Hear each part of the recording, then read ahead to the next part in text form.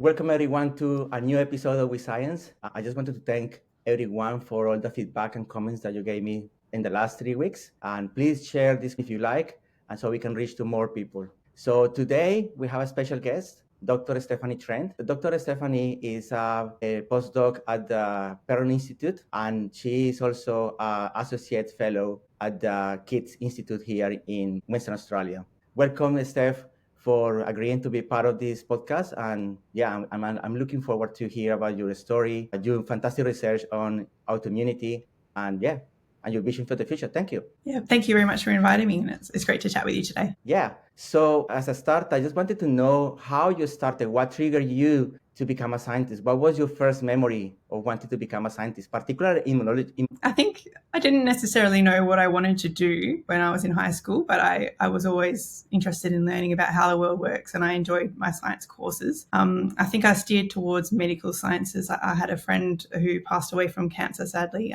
when I was at high school, and that kind of made me realize how important that medicine is, and you know that was a way that I could contribute and perhaps help out people in the future. I steered towards that in my university studies, but when I was there, I became really interested in how our immune system fights off viruses and bacteria, and so I headed into a path of studying infectious diseases and how the immune system sort of prevents us from getting sick, because I've always been interested in that. And so I wouldn't say there was one key moment, but, there's lots of things that have led me towards this path, I think. I think immunology is one of those things that is very intriguing when you are studying in a university, right? I also was very interested in understanding the immunology, and then you recite all those different T cells, B cells, etc., to understand a little bit the immunology. So you did a microbiology degree, and then you jump into PhD. So how was your transition in terms of going from bachelor honors and then PhD? I guess you're also, I think, getting from your CV, you're like a born and raised here in Western Australia? Yes, that's right. Yeah, so I was born in Perth, and I've stayed here. So I do love it here. So I didn't go immediately from my bachelor's degree through to a PhD, but I did my honours project looking at bacteriophages, studying the potential for those to be used to treat lung infections in people who have cystic fibrosis. And after I finished my honours year, I started working in a diagnostic pathology lab, and I did that for a short time, but I just found it wasn't necessarily for me. It's a really important job, and I just felt like I wanted to do things that were a bit more different every day, and it was the routine. I thought, okay, I want to try something different, and I also went into working in clinical trials in a cancer unit in a hospital, and helping collect data for new cancer drugs and those kind of things. So that was really interesting. And then I came back to the PhD a few years later. So a bit of a different path perhaps to the standard progression to a PhD. And then what triggered you like, okay, I wanted to be something different? Doing a PhD is not something that, it requires a lot of effort and a lot of work and etc. So to jump into PhD is I would say like a brave decision. Your research on the PhD was on breast milk. Yeah, I think while it was really wonderful to be part of these big teams working on clinical trials and collecting that data, I really wanted to know what happened to that information and how the data was analysed and be on that side of things. And that just wasn't part of the role that I was doing. And I realised that the path forward to being more involved in research and designing projects and doing your own sort of following your own ideas was to do this PhD. My mother did a PhD not too long before I did, actually, and she gave me some good advice about make sure that it's a really important, the reason why you're doing the PhD, not just to have the title or whatever, so I thought very hard about it. And I came across the project that I chose for my PhD just by attending one of the student evenings I think it was at the Kids Research Institute, actually. And I met my supervisor there, and I was really interested in this project looking at breast milk. And so I decided to work on that. And what was your research about the breast milk? So a team that I was working with for my PhD was looking at a blood infection in babies who were born preterm, called late onset sepsis. So babies that are born before 30 weeks gestation are extremely susceptible to blood infections in the first few weeks after they're born. And the team was investigating what immune factors might contribute to this. And one factor that I was investigating as part of my PhD was the composition of the preterm mother's breast milk. So breast milk contains a lot of immune components, including antibacterial proteins and peptides, so small molecules that can bind to bacteria and interrupt their growth. And so we wondered whether mothers that gave birth prematurely may have different composition of their breast milk, and maybe that's why their babies were more at risk for developing sepsis. So I did a lot of work studying, recruiting people, looking at breast milk composition, measuring bacterial growth in the milk, and actually in the end it turned out that the milk wasn't deficient in any way, but when we looked at how much breast milk those preterm mothers were able to give to their babies and how much those babies received, it was actually just a lower overall dose of milk they were getting. So that's sort of the overall summary of my PhD work. Yeah, it's interesting that you mentioned about these infections after labor. My daughter, she had an infection just a couple of weeks after being born, and it was a really terrifying moment for our lives because it was this fever, and she was like a very, very frail, and then it was like a miracle to see her be able to get out of that. That wasn't Gold Coast after I finished my PhD, but exactly, yeah. Yeah, it can be really tricky. I've got young children as well, and it's a really vulnerable period in life, and so it's so important, the work to try to understand how best to protect babies at this stage of life. And also, as you said, breast milk is very important. It's a component that it's not just for nutritional purpose, but also for the immune part as well. The babies get all the different immune components from that. So yeah, thank you for sharing. It's a really interesting, I think it's interesting anyway, a really interesting fluid. I had no idea until I started researching just how many different immune components are in milk. And so, yeah, it was a really, really great project. And then you just finished your PhD. Were you based at the kids or were you based at different place? I was at the School of Pediatrics and Child Health at UWA, which was based at the old Princess Margaret Hospital. It was across the road from the kids, so we were very closely affiliated. And then you jumped into MS, multiple sclerosis. So how was the transition in terms of what made you jump from breast milk to multiple sclerosis? I think I've always been a little bit interested in autoimmunity and this idea of, while our immune system is really important to protect us from infections, there also has to be this level of ability to discriminate from our own cells, and how our bodies stop attacking ourselves while also keeping out foreign invaders is something that's not particularly well understood, but I've always been a little bit interested in that. And after I finished my PhD, there was a job opportunity advertised at the kids, working with Professor Pruhart. There was a clinical trial where they were giving people who are at high risk of developing multiple sclerosis a UV light therapy, which sounds unusual, but it's known that for people who develop MS, there's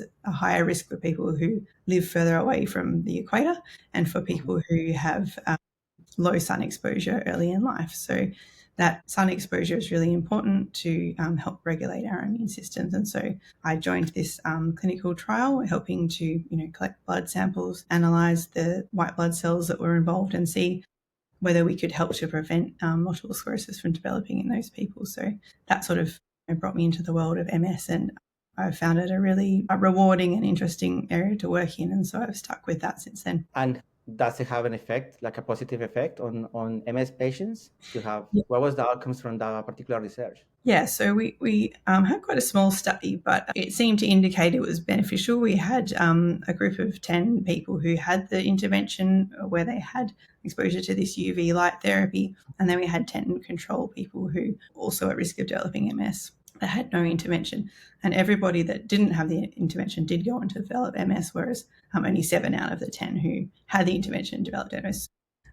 We didn't have a big enough sample cohort to really, say definitively, but it seemed to indicate that the UV light intervention was beneficial. But also when we investigated the immune cell composition of those people who had that phototherapy, that light therapy, you could see a change in the composition of the immune cells in those people compared to those who didn't have the intervention, which did suggest there was a biological effect that was important from that UV exposure. And then what type of stage they were the patients? They were like a pre-MS or? Yeah, so the people that were enrolled in this study had what's known as a clinically isolated syndrome. Most people who have this syndrome do go on to develop MS, but multiple sclerosis is an episodic condition, so you have to have more than one episode for it to be considered MS.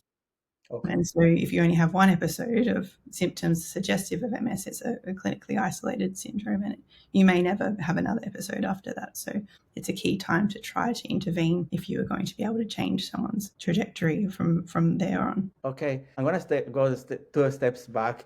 Probably we start to go into full science. Could you please share and explain in lay terms immunity as well as autoimmunity?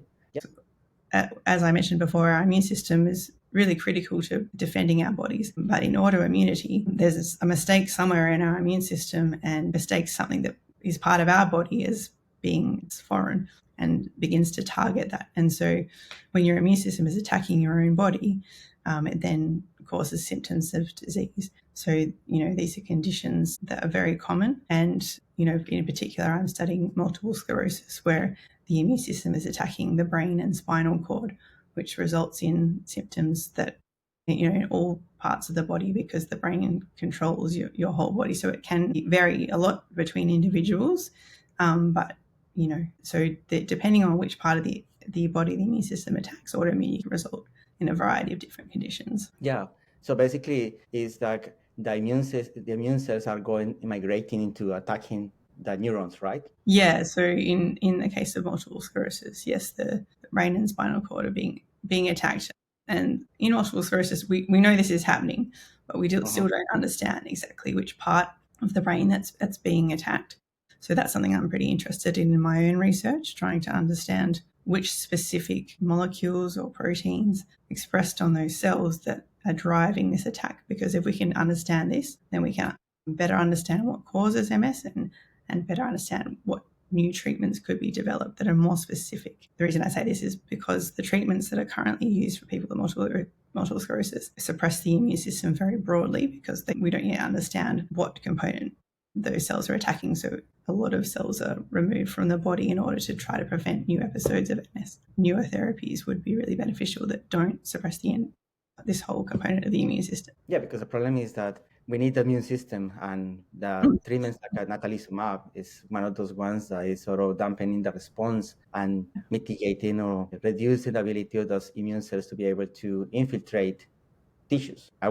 In my previous role, I was working on inflammation, and then like a pathogenic inflammation, because inflammation is part of our response to anything. So if we scratch, there is inflammation, then makes the immune cells to be able to go, hey, what's going on with these tissues? But in this case, we need to prevent particularly the invasion of those immune cells into the spinal cord, as you said. Yeah. To stop the degenerative part. Yeah, and one of the newer generations of treatments that is used currently in MS, which has actually been a really amazing success, has been treatments that deplete all B cells from the body. The B cells are really important for contributing to antibody responses. So that these treatments have been really, really effective in helping people with multiple sclerosis, but they remove all the circulating B cells, which means that if somebody has a vaccine, they're unlikely to get a good response. They're very susceptible to additional infections. So, it's been a really great discovery to understand that, by using these treatments, we know how critical B cells are for MS, but we don't know which B cells that we should be focusing on. So one of the focuses of my research is understanding which B cells may be pathogenic and what they're targeting, so that we don't have to remove all B cells, to get successful treatment options for people with MS. Yes. And then in terms of MS, there are like relapsing, remitting, which is more immunological, and progressive MS, which is more neurodegenerative. Could you please expand on those? What's the difference between those two? Yeah, so my work primarily focuses on the early stages of MS, which usually includes people with the first diagnosis of relapsing remitting MS, although we do occasionally see these progressive MS. But basically, as I mentioned before, with this relapsing remitting type of MS, there's episodes where there's inflammation, there's symptoms, and then usually after a period of time, these will regress a bit, and then there'll be a period of lower disease activity or symptoms. And then later on, something else will trigger a new immune response, and there'll be a second and third and fourth. And if in people who have untreated MS, which is would be very uncommon these days, but you would see an increasing level of baseline symptoms and disability over time. But for some reason that we don't necessarily understand, in a small subset of people with MS, when they're diagnosed, they don't have this remission in between. It's just a constant sort of progressive level. And so progressive MS is pretty poorly understood. And there's very few treatment options. So it's a really important area for, to be better understood in futures.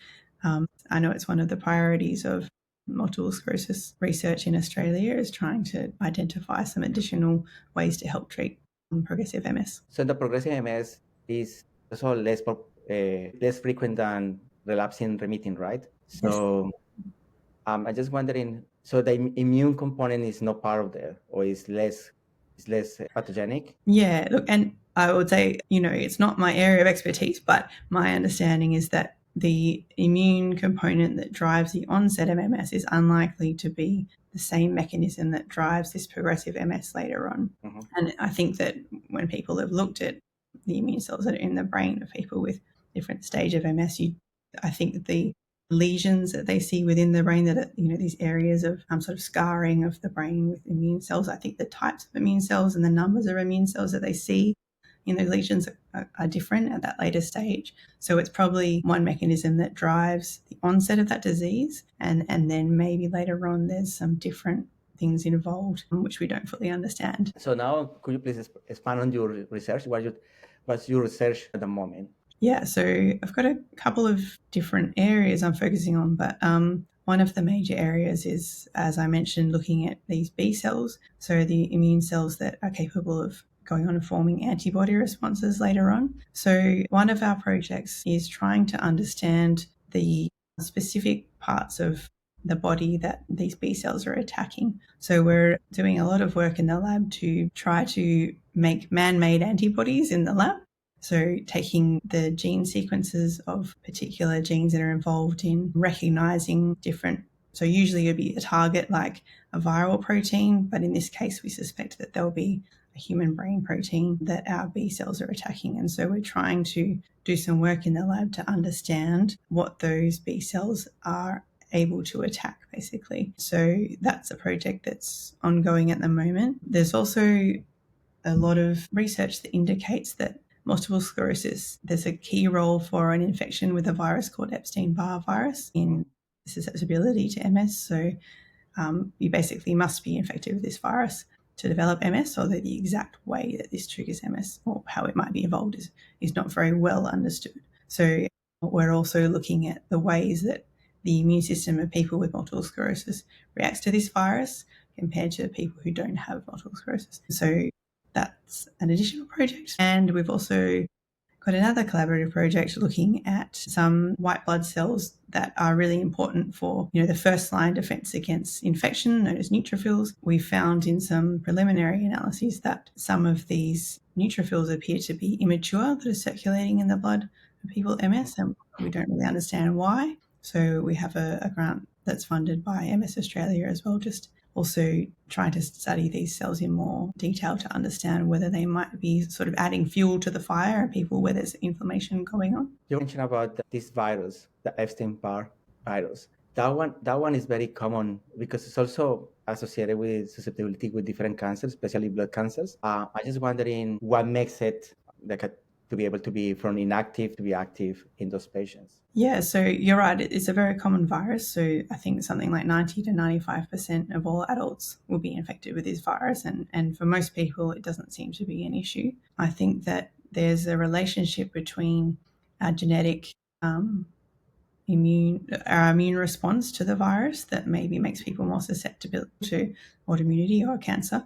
So in the case of multiple sclerosis, there's particular risk genes that are involved in the way that our immune cells are able to chop up parts of the virus and show it to the key cells in the immune system that drive these attacks of autoimmunity. So it may be that, while it's not established yet, it may be that it's just the way that particular people's immune system responds to this virus. So Epstein-Barr virus is a virus that once you're infected, it stays with you for your entire life. And so there's periods of where the virus can become active again and start dividing, and your immune system has to come back and fight that over and over. So I suspect there may be an element of this chronic infection where there's repeated exposure to the same virus over and over again. Maybe over time, something changes in the immune response. That's also not clear, but yeah, it's a really complex interaction between the virus and MS. People have been studying it for decades, and while there's a few clues and a few key studies come out the last few years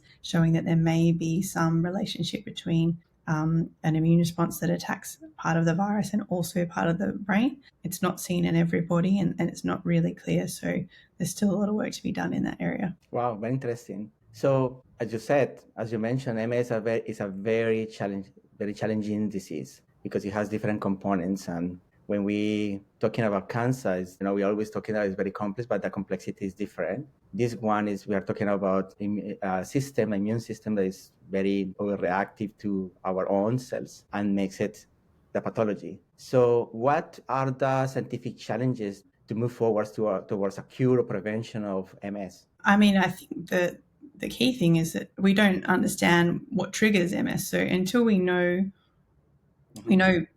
broadly which immune cells are involved, but until we have a good understanding of what triggers that initial autoimmune response or what the immune system is attacking even, it's very difficult to try to prevent it in future. I know that there are some big international consortia that are groups of scientists and doctors working together where they're testing different antiviral drugs to see if they impact the Epstein-Barr virus life cycle in people, whether that may impact the outcomes of people with multiple sclerosis. But that will be really a long-term scientific project because, as we mentioned before, so many people are infected with not infected virus, and of those people, only a very small number will develop MS. So in Australia, it's about 1 in 1,000 people have multiple sclerosis, whereas as we mentioned, 95% have Epstein-Barr virus. So your risk of developing MS is still very low, even if you have this virus. Therefore, the number of people that you need to perhaps vaccinate or use antiviral drugs to see an effect is quite large. So those trials will sort of take some time to develop the answers. But I think, in addition to that, just understanding if we know that the viral interaction with a specific subpopulation of immune cells is important, then maybe we can target those cells more specifically as well. Wow. And what about this gut-brain axis? How much influence it has into the immune response as well as the MS development? I think it's difficult to say in terms of the development. But, there have been, obviously, there's a lot of work showing, that there's a key interactions between the microbiome and our immune system, the way that the bacteria live in our gut and so forth, drive immunity. In context of multiple sclerosis, there's been a number of studies showing that the gut microbiome of people with multiple sclerosis is different to healthy people. We in our group studied blood levels of bacterial products that help to regulate the immune system, and we found that the levels of those helpful bacterial byproducts from the microbiome are lower in people with multiple sclerosis. There have been people using supplements of those and showing some benefits for people with it's definitely an area that could contribute, although again we don't understand exactly how that may drive MS, particularly without understanding what the immune system is targeting. But I suspect that will all kind of come together at some point once we have that key piece of information about what is being attacked. Then we can sort of work back from there and see how the gut might be involved. It's possible that because the Epstein-Barr virus typically infects the tonsils initially, maybe there's some interaction of the way that the immune cells come into that area of the body, or where the Epstein-Barr virus replicates in the body, and maybe it's proximity to the gut or something. Yeah, it's still it's a really interesting area, but I wish I could tell you more.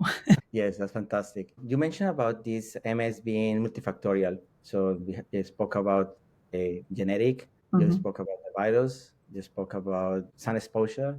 what other factors are implicated in the origin as well as pathogenesis of MS? Yeah, so in addition to those factors, female sex is a really strong driver of multiple sclerosis, as it is with many autoimmune conditions. So 3 out of 4 of your people with MS is female. It's sort of a pattern across autoimmune diseases that females tend to have these stronger antiviral responses, and in some way that contributes to their susceptibility to autoimmune diseases. Also, it's other risk factors for developing MS are childhood obesity and smoking. And in addition to being infected with Epstein-Barr virus, people who have a symptomatic infection in adolescence or adulthood, known as infectious mononucleosis or glandular fever, the kissing disease, there's a few terms for it, but people who have had this symptomatic infection are an additional risk of developing multiple sclerosis compared to other people who are infected with the virus without symptoms. Again, this perhaps reflects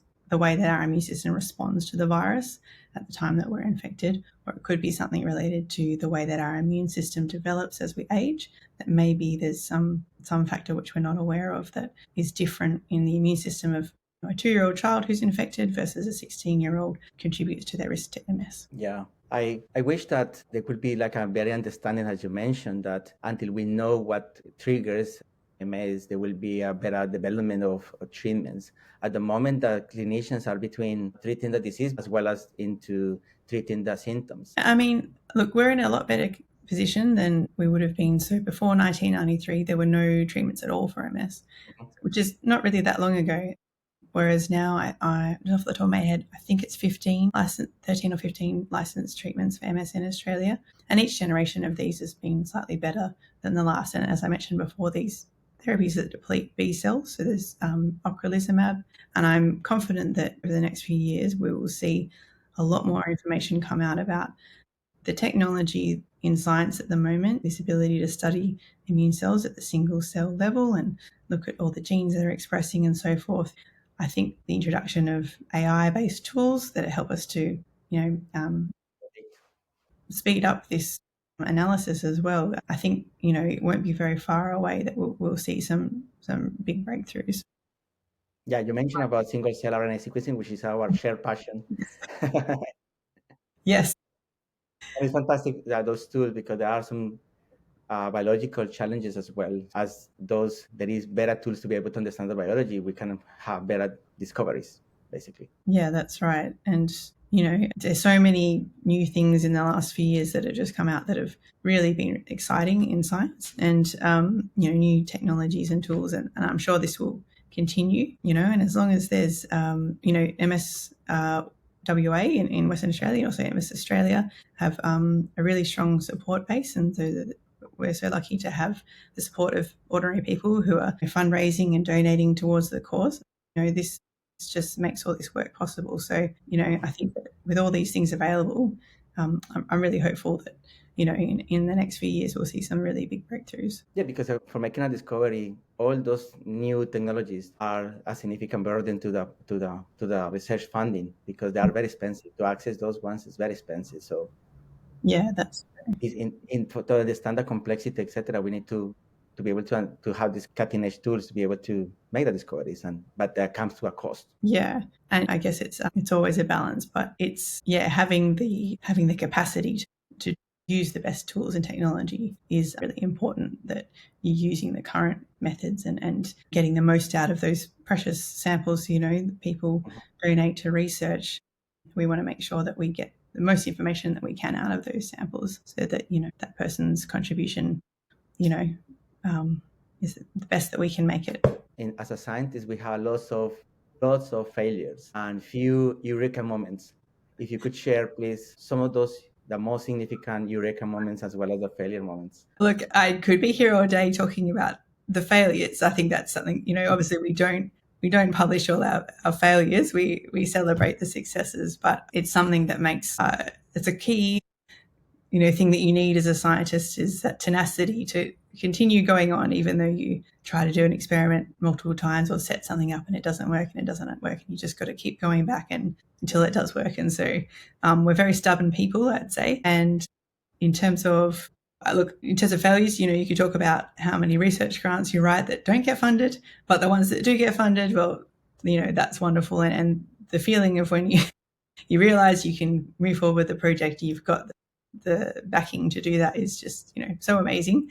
I think that in terms of, eureka moments, I haven't won a Nobel Prize yet, but I think any moment where you've done an experiment and you get a finding, it's something, you're the first person to look at something and understand something. It's the most exciting moment in the world for me. And there's, I think for our work, when I started working on MS and looking at the samples from this phototherapy, sunlight intervention, and realizing that there was a change in these B cells. So as I mentioned a few times, B cells being very important to MS, and that was pretty exciting and interesting, and I think sort of led me down this path of wanting to study these cells in more detail. So I hope that there's a lot more eureka moments to come, and I'll have to keep you posted on that. Yeah, one of my mentors, Professor Mel Seaman, who was at ECU, she said to me, Carlos, we spend a lot of time working hard to be able to get a grant and be able to bring our brain to be able to develop that technology or develop that experimental design. And then when we get it, she's like, now we have to do it. So you need to prove it. So there is always this, you apply for the grants, applying all your knowledge and wisdom, and then when you get it, okay, now you need to do it. So yeah, that's another stage. Yes.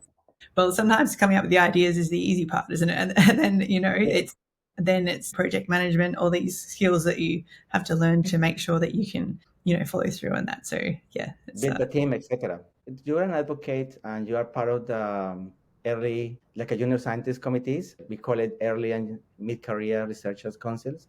And we had the opportunity to cross our path in one of those ones. So I just wanted to know, you're part of the Perron Institute one as well as the kids. Mm-hmm. What motivates you to do that? I think, there's a few reasons, but I suppose the main goal of those committees is to help advocate and support and build networks for people who are at these early stages of their careers. I mean, I think it would be fair to say that, people who are early career researchers, PhD students, postdocs, they do a lot of the fundamental work that, drives these outcomes in research. And yet a lot of people struggle at this stage of their career. It's a difficult period to transition from a student to postdoc. You're very dependent on support of more senior people.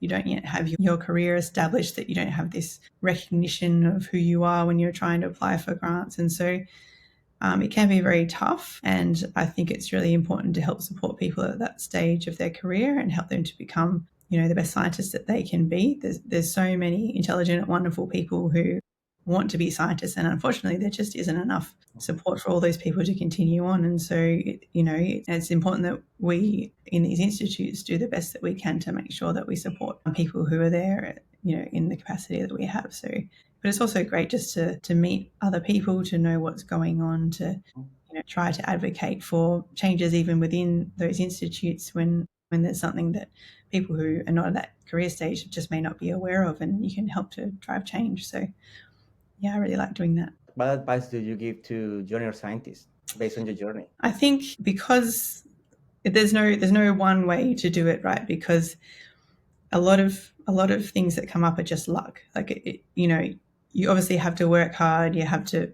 be driven, but you can be those things, and it doesn't necessarily mean that something will work out a particular way, but you have to put yourself out there for opportunities. So, go to a conference and talk to some people you don't know. You don't need to stick with your lab group.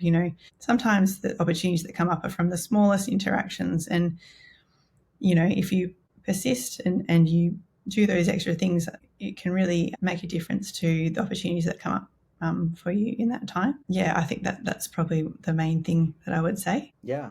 So on top of your scientific career, which is very successful, you're a mom of 3 kids and particularly twins. Yes. What does it mean for you to be a female scientist? What are the challenges that you are facing, that you faced before and you're facing, and then you definitely don't want to face in the future? I know it's a big question. Yeah. So I think as a parent, and obviously you're trying to balance your commitments to your family, to those of work. So it's a little bit different now that there was a time where if I need to do something. Sometimes stay back and you still be doing an experiment, 9 p.m. or something if something didn't work out, but that I have to be a lot more organized and planned to say, look, that's just not a possibility now for certain things. But I think that now, compared to perhaps in the past, there's a lot more support for people who have taken breaks from their career. So I had 2 periods of parental leave, came back to work after taking time off. I've worked part-time since having children. And I think that people are generally very supportive.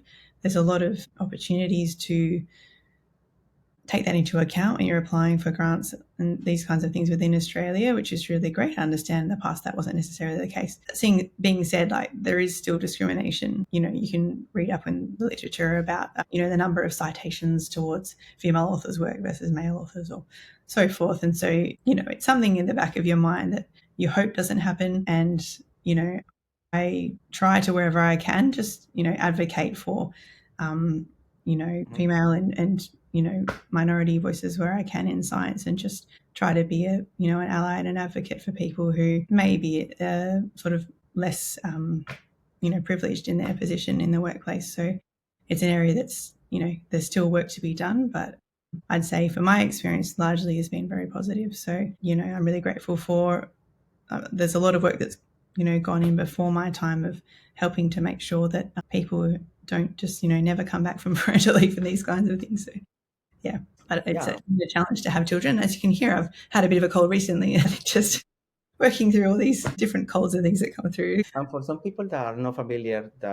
those ones that are scientists, they know what we're talking about. But for those that are not familiar with science, there is a significant disparity in gender in terms of scientists, particularly towards the senior level. So as we are progressing into our careers, then there is less women in senior positions compared to males, and that offers a very significant disparity because of natural, as Stephanie was pointing out, about becoming a mom, etc., which is biological and natural. And it's also this bias towards, not hiring scientists because of the paternity leave, maternity leaves, etc. So it represents a bias that could be conscious and unconscious, but they need to be addressed. Yeah.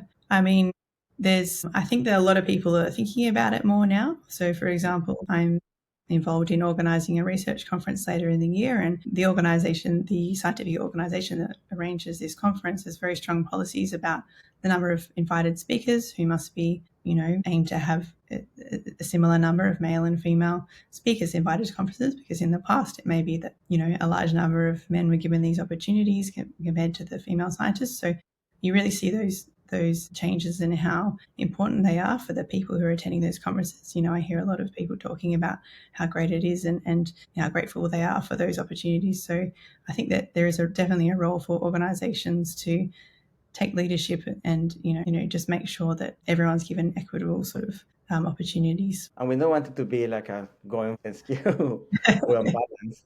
We want it to something, that everyone has a fair balance. chance. That's right.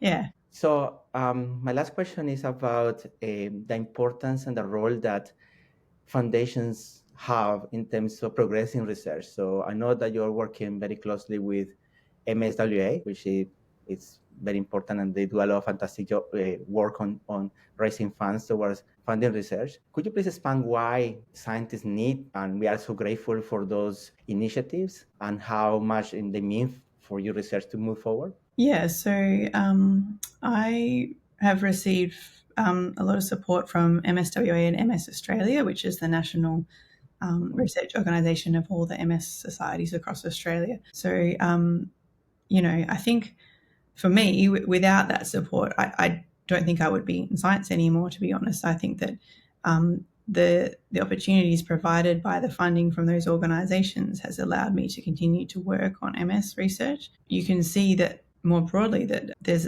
a lack of sufficient funding for medical research in Australia. We have one of the lower amounts of our national funding going towards research and science compared to other equivalent OECD countries. So it's been a real challenge. Federal support for science has declined over time. So having organisations outside the federal government that support scientific research is really important. So I'd say to people who fundraise and support these organizations, you're the people who are driving science forward, because as the slogan says, discoveries need dollars. We can't work for free. We can't, feed our children and so forth. And, without any funding, we can't do these experiments without funding. And so, it's also important for people to advocate that, they're federal leaders in Parliament, think about contributing more towards science. But these organisations are really wonderful for providing a network, for providing information to people who have MS or their carers, or, bringing researchers together that are working on a similar area to help tackle problems. So these organisations such as MS Australia and MSWA play a really important role in that. So we're really grateful for their support over the years. Thank you. Yeah. So on behalf of the patients and scientific community, thank you, Stephanie, for sharing all your research and your visions for everything that you do. So thank you so much for accepting our invitation to be part of this. And I really enjoy talking to you, as always, in person and online. So it's great to learn more about what you're doing and your fantastic work that you're doing. Well, thank you very much for the invitation. Yes, I've enjoyed talking to you too. Thank you. Bye. Okay, see you.